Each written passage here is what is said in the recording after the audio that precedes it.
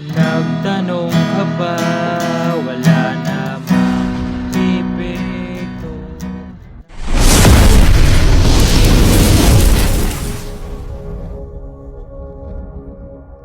Hello mga ka-idol! So ngayon meron na naman akong ituturo sa inyong napakagandang kanta. Ang title pala nitong kanta ay yung May Tama Rin Ako by JR. So napakaganda ng kanta na to mga ka-idol. Pero itong kanta na to is naturo ko na, pero basic chords lang yon. So dito yung gagamitin natin is yung original chords, no? So may mga bar chord to. Doon kasi sa tinuro ko wala siyang bar chord, puro easy chords lang, no? So dito naman tayo sa strumming. So yung strumming natin is ganito lang. Down, down, up, up, down, down, down, up.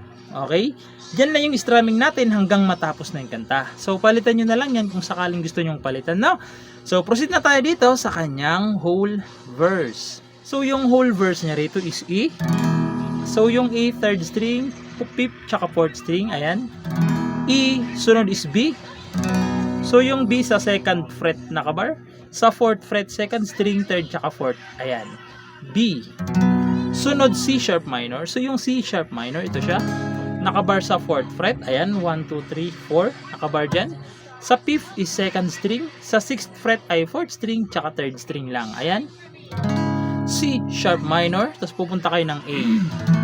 So yung A, second, third, tsaka fourth string lang, A. Tapos yun, yung apat na chords na yan pala 2 times nyong gagawin, okay? 2 times. So sasampulan ko kayo para mas maintindihan nyo kung paano siya tugtugin. So ganito naman siya kapag tinugtugan. Nagtanong ka ba, wala namang epekto, labas-pasok sa tenga mo kahit anong sabi. Isa pa, wag na tayong magsayang pa ng laway. Sige na, mali na ako, ayoko lang na away. Tapos papasok yung kanyang refrain doon sa part na pero teka lang. Papasok na yun, okay? So proceed naman tayo doon sa kanyang refrain. So yung refrain niya rito is F sharp minor. So yung F sharp minor sa second fret siya nakabar. Sa fourth fret, fifth string, tsaka fourth string lang, ayan. Sunod is G sharp minor. So yung G sharp minor, para kayo naka F sharp minor, umusog lang kayo ng dalawang fret, ayan. Bali ito nasa 4th fret na, ito nasa 6th fret na, okay? Parehas lang kayo ng pipindutin. Nung F sharp minor, parehas lang yan, okay? Tapos pupunta kayo ng A, tapos dalawang B. Okay, dalawang B. So ganito naman siya sa refrain para mas maintindihan nyo, no? So ganito siya. Pero teka lang, may sasabihin sana, kung pwede bang manahimik ka muna. Tapos papasok yung chorus. Walang saysay. Papasok yung kanyang chorus, na? So proceed naman tayo doon sa kanyang chorus. So yung chorus niya rito mga ka-idol is same lang nung verse. Okay? Same lang sila ng verse yung chorus. So same lang naman, sasabihin na lang natin, no? E, B, C sharp minor, tapos A.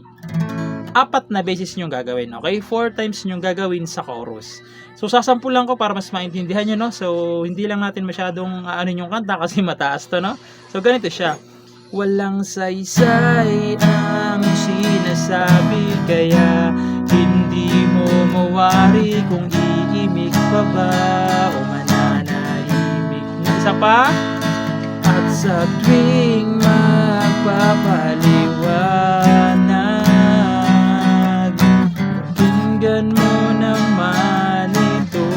Pangatlo, akala mo ikaw lang ang marunong tumama. Paminsan-minsan tama rin ako. Tapos yan ay pang-apat na to.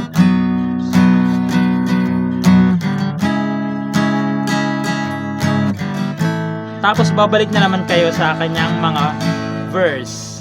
Nagtanong ka ba, wala namang magsisilbi, babalik ulit kayo roon. Okay? So, ganun lang naman siya kadali tugtugin. Medyo may mga barcodes nga lang siya, no? At ayun lang, sana nagustuhan nyo itong tutorial natin at good luck sa bago nyo matututunan.